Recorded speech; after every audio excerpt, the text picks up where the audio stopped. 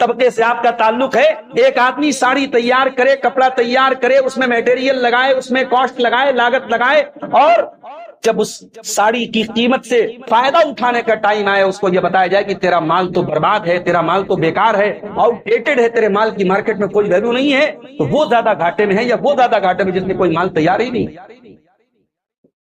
زیادہ گھاٹے میں تو وہی ہے میرے بھائی جس کی محنت گئی, جس کا میٹیریل گیا, جو محنت کرتا رہا, پسینہ بہاتا رہا, اور جب ریزلٹ کا ٹائم آیا تو یہ معلوم ہوا کہ تیری محنت تو بیکار چلی گئی, تیری محنت کا تجھے کوئی ریزلٹ ملنے والا نہیں. قرآن کہتا ہے اس سے زیادہ خسارہ اٹھانے والا کوئی نہ ہوگا جو عمل تو کر رہا ہے اور یہ سمجھ رہا ہے کہ وہ نیک عمل کر رہا ہے, مگر اللہ تعالیٰ کیا اس کی نیکی, اس کے عمل کی کوئی ویلیو نہیں ہے, کوئی حیثیت نہیں ہے. اور ایسے ہی عمل کرنے والوں کے بارے میں سورہ غاشیہ میں کہا گیا, کیا کہا گیا؟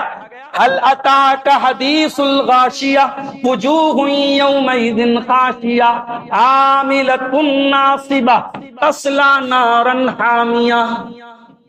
قیامت کے دن کچھ ایسے لوگ آئیں گے ان کے چہرے ڈرے ہوئے ہوں گے, سہمے ہوئے. یہ کون لوگ ہوں گے؟ عاملۃ ناصبۃ, یہ بہت عمل کر کے آئے ہوں گے, بڑی محنت کی ہوگی, بڑی انرجی خرچ کی ہوگی, بڑا پیسہ بہایا ہوگا. آج امت کا کروڑوں روپیہ, آپ چلے جائیے صاحب بڑے بڑے شہروں میں, اکثر میں 12 ربیع الاول کی تاریخ میں بنارس کے باہر بھی کئی مرتبہ جانے کا اتفاق ہوا, ممبئی, دلی, کلکتہ, ہر جگہ کا میں نے ماحول دیکھا. آج امت کا کروڑوں روپیہ خرچ ہو رہا ہے اسی میں, امت کا پیسہ بھی خرچ ہو رہا ہے, امت کی انرجی بھی لگ رہی ہے, امت کا ایک بڑا طبقہ دین اور ثواب سمجھ کے لگا ہوا ہے. عاملۃ ناصبہ, عمل بھی کر رہا ہے اور عمل کر کر کے تھک رہا ہے, اپنی انرجی بھی لگا رہا ہے, اپنا سرمایہ بھی لگا رہا ہے, اور اللہ کہہ رہا ہے تصلی نارا حامیہ. لیکن قیامت کے دن عمل کر کے تھک کر کے جو لوگ آئے ہوں گے ایسے لوگ بھی جہنم کی آگ میں جائیں گے. کیوں؟ کیونکہ ان کے عمل کے اوپر جناب محمد رسول اللہ صلی اللہ علیہ وسلم کی مہر نہیں. میرے بھائیو, دین ہماری مرضی کا نام نہیں ہے, دین اللہ اور اس کے رسول کی مرضی کا. سورہ کہف کی ایک آیت آپ نے سمجھ لی, اب ایک اور آیت سمجھ لی جو بالکل آخری آیت ہے سورہ کہف کی 110 نمبر کی آیت.